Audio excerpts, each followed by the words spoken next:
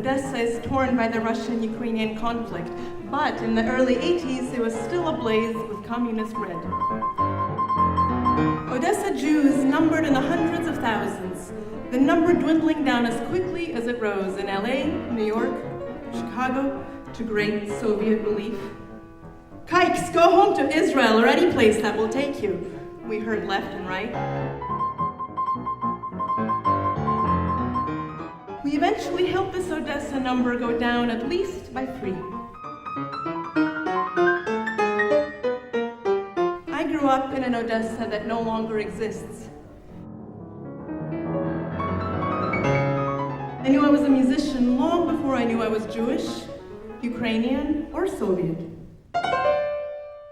The word immigration popped up shortly after a memorable birthday party in 1988. When Aunt Dolly from over there, of course meaning the United States, suddenly appeared in our apartment bringing a huge bag of extravagant gifts like gum and candy. The word was first spoken in our kitchen, and I kept hearing it like an echo, immigration. During tea with my parents, immigration. In my parents' hushed voices at bedtime, immigration.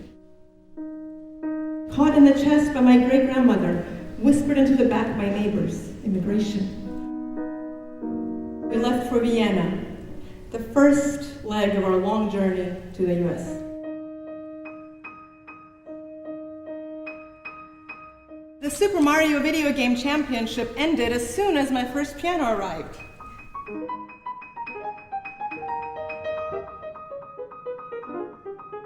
The piano was a $200 spinet, bought with a little cash that my parents managed to carry with them throughout the months of immigration.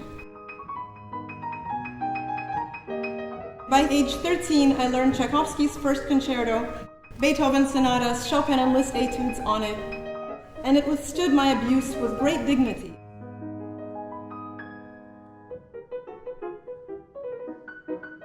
The great teacher's Emilio del Rosario's reputation of working with children and teenagers, making them into high-level concert pianists from the earliest age, had reached Odessa.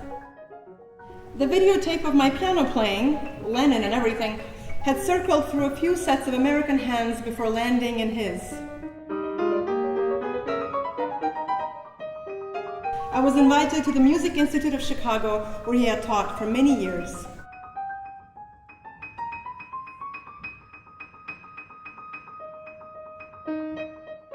The studio door creaked open, and a joyous, rather high, fizzy voice laughed. "Ah, here is my next victim."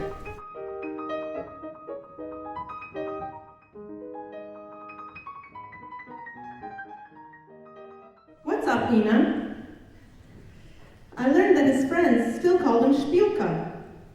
My written response to him was, "Holy shit!"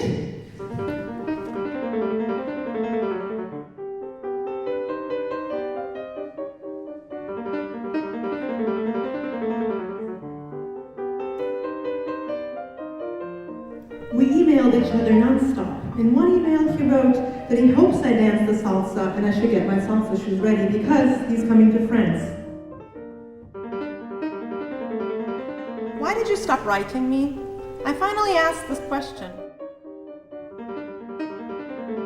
His entire being changed from easygoing and fun-loving to fiery and extremely focused. I wanted so much to write to you and to connect with you, to understand you, where you were, what you were doing, what you were learning.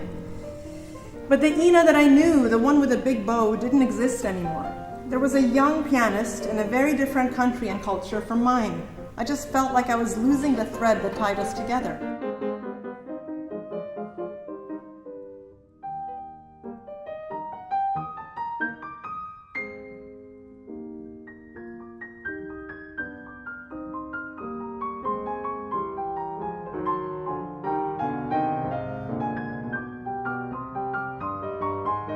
This newly found presence in my life of a person who connected me to the world I came from, a world that didn't exist anymore. I played, then I looked towards a slice of light in the door, and he was standing there, listening.